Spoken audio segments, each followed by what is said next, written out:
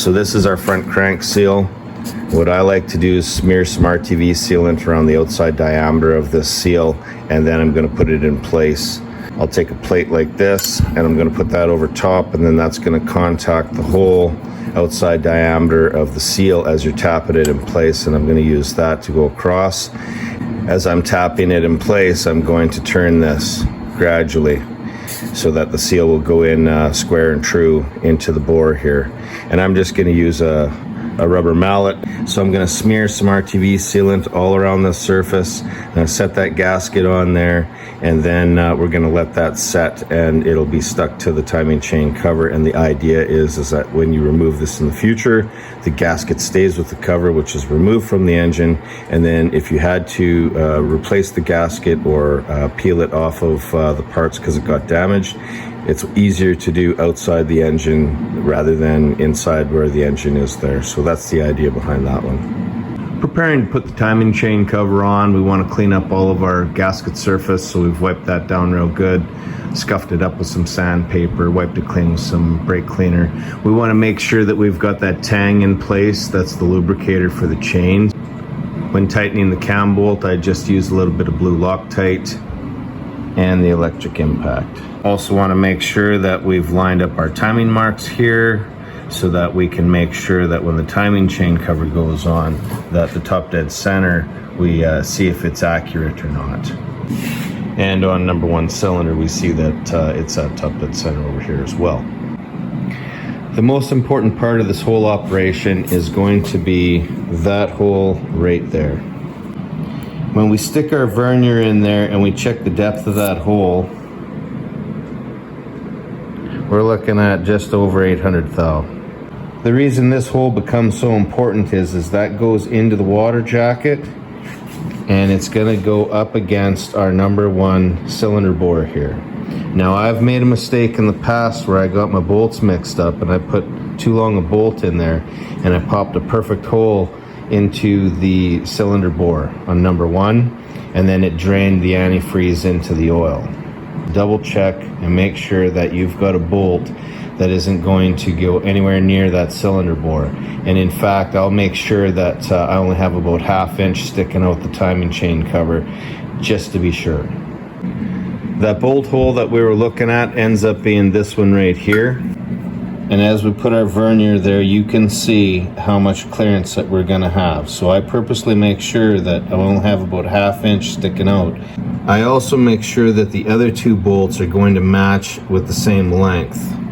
Those 2 bolts are going to go here and here. Those 3 bolts are going to be the exact same length to make sure there's no mixing them up or making any mistakes.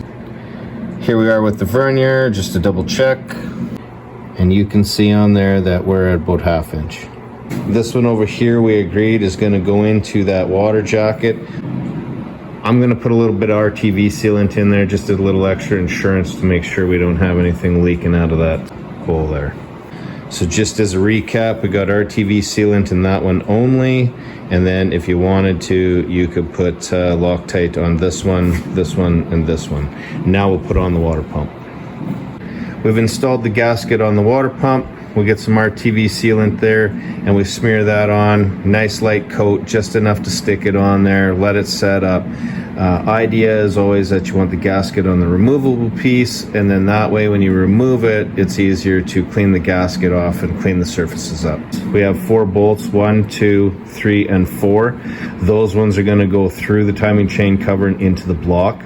Those are going to go into water jackets. So again, we can use the RTV sealant on those threads for these 4 bolts back here.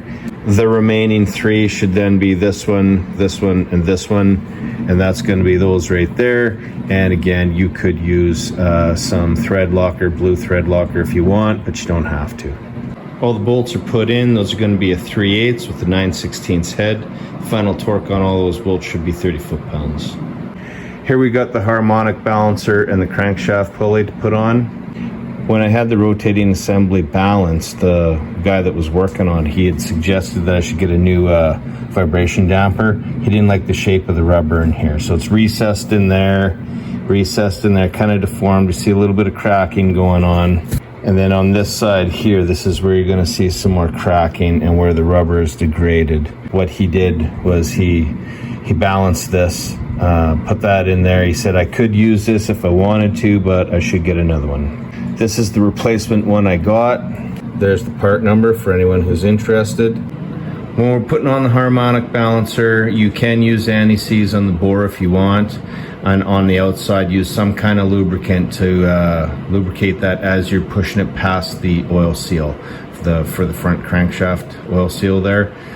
You can use anything really, grease, WD-40, oil, Vaseline, something. Just use something on the outside bore there as you push it past the seal.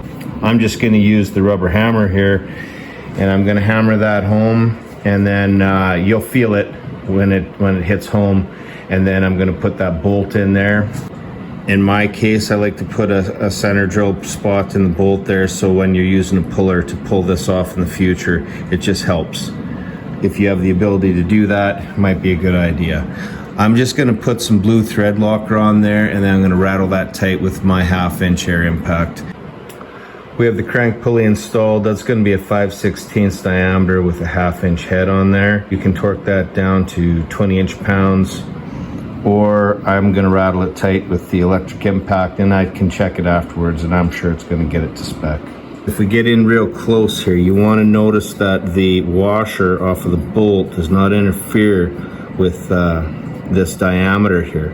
So this pulley has to go push past that. But you don't want your washer interfering with that. So you might have to find the correct size bolts with the correct washer that's going to fit in place there. There's not a lot of room for forgiveness as we take a look around. It's almost as if those washers are touching this part of the harmonic balancer here as it's bolted on. This is the reason that we put this to top dead center before we assembled everything, is we want to check the accuracy of our reading here. And in fact, we can see that here's our top dead center, but really we are 3 degrees advanced. So it's before top dead center. So we're going to call that 3 degrees advanced to top dead center. And that's our actual top dead center. So this is going to be out by 3 degrees. Again, when we look at our piston here, we remember that our piston is about 3 or 4 thou out of the hole, and that is why we have it at exact top dead center, and we've proved it there, and we lined it up with the timing marks on the timing chain and the degree wheel to verify that this is in fact top dead center. And again, we're going to compare that to what our reading is here. Now that we know that information, we can use that for our calculations in the future for setting the timing on the engine.